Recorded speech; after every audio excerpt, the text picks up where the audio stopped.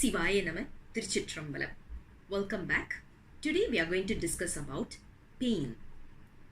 One stage or the other in our life, we would have gone through pain or a suffering. Is this considered to be a blessing or is it going to be a curse? I can understand your mind voice. Obviously, your pain is going to be considered as a curse, right? So we are going to talk about that in this particular episode. Imagine I'm going to do some cooking. While I'm doing cooking, I'm burning my fingers by accident. Immediately, my immediate reflex or my reaction would be to remove my hand quickly from the fire or from the object which is bringing in that heat. Now, when you talk about the reflex that I had, my body had, when it went through the pain, that is the most important one. What happened here is the brain sends a signal saying that you need to remove your hands quickly, if not it will get burnt further. Imagine if we don't have that kind of a burning sensation or if there is no pain. I would start cooking and I would just keep on cooking and I would end up burning my fingers and the damage would have been even more higher. This is exactly the same for wounds as well. Imagine I'm cutting a vegetable or something, and by accident I cut my fingers. It's going to be the same. Any kind of a pain is basically a blessing because to warn us and ensure that we avoid getting into further damage because of the injury. This is exactly what we are going to talk about in our spiritual life also. Now, let me go into a little bit more details when it comes to burns. When you talk about fire accidents and burns, usually they classify the burns under first degree, second degree or a third degree burn. What happens if during the first degree or the second degree is our body will still be able to feel the pain, and the pain will be so immense that it will literally feel as if we are burning. That is the sensation that a person will have when we are going through that pain for the first degree as well as the second degree. But when a person goes through the third degree burn, totally they will not feel any pain. That's the miracle of this body. You can watch the videos on I Shouldn't Have Been Alive. There's a whole series that is available. It is to capture all the accidents that is happening. So they would be like climbing Mount Alps or something of that sort, and they would have tripped and fallen down, and because of that they would have ended up having a fractured arms or legs or ankles and all these.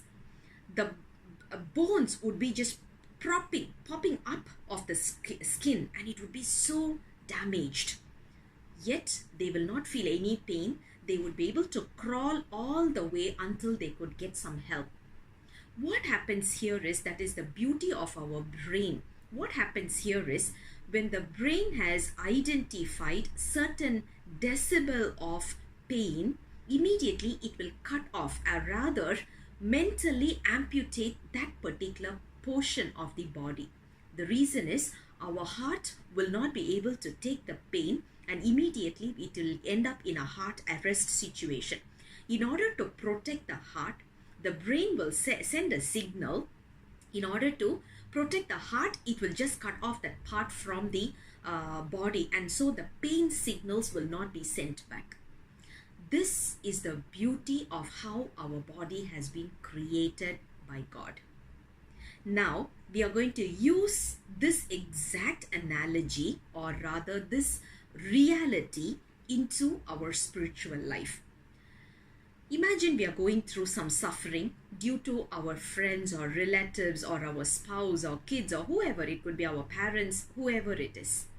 We are going through some kind of a pain. Immediately, what should be our reflexes? When we touch a fire, how fast we are moving away our fingers, that's exactly the reflex we need to have. Because no point in forcing our thoughts on someone else. Imagine, it could be my husband or my kid or my mom, whoever it is, or my siblings, my very best friend, they have all taken birth not just to make sure that I am happy. They have taken birth not to fulfill my wishes or my desires. They have taken birth to go through their karma, like what I have been born for. I've taken this birth to get rid of my karma, and they have taken birth to take care of their karma. We are entangled and we are moving on with this path. So there is no point in forcing my thoughts or my expectations on them and forcing them to do whatever I want them to do, which they don't want. End of the day, when I push my expectation on others, that is where I go through the pain. The moment I feel the pain, my reflex must be the same way when my fingers are getting cut, I remove my fingers quickly, similar to that. Does it mean that I have to totally cut away from my relationship? No. We still need the knife. We still need to do our cooking the next day. Even to cut our breads, we need it. We still need heat. We still need to make our coffee the next day morning. So we still need it. But just that we need to be a bit more careful. Exactly the same reflex we are going to show in our relationships as well. When we go through the pain, we need to step away and say, okay, this particular scenario is giving me a pain, which means my expectations is not right. I'm going to retract. I'm still in that relationship, but I'm just retracting myself. So it is not that totally cut off everyone. We are still there, but we are something like a lotus leaf. If you have observed, it has a non-sticky kind of a characteristic. That's exactly how we should be with those kind of relationships as well, because we have all taken this birth to go through some kind of a karmic effect. If you look at saints, name the saint whoever we are able to see. If you look at the saints, the great saints in this world, they have gone through immense pain that they are not able to take it anymore. Like what happens during the 3rd degree burn, as our brain just cuts off. Similar to that, they just let go of everything and they totally surrender to God. The matter of fact that we are whining and crying and we are still mumbling about our problems, we haven't reached our 3rd degree burn yet. We are still in the 1st and the 2nd degree. So whatever we are able to take on, whatever level of pain we are able to absorb, that alone is given to us by Lord Shiva. So what we have to do is go through the pain and at the same time retract from whatever situations are giving us this pain. Surrendering ourselves totally to the Almighty will help and soothe the pain so that we can come out of this in a more comfortable manner. So remember, pain is a blessing in disguise. That is the truth.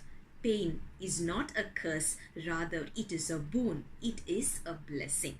Blessing or a warning to say, enough, you need to rethink about your actions or your thoughts or even your words. So, as I said earlier, pain is a blessing in disguise. Sivaya Nama, Tiruchitrambalam.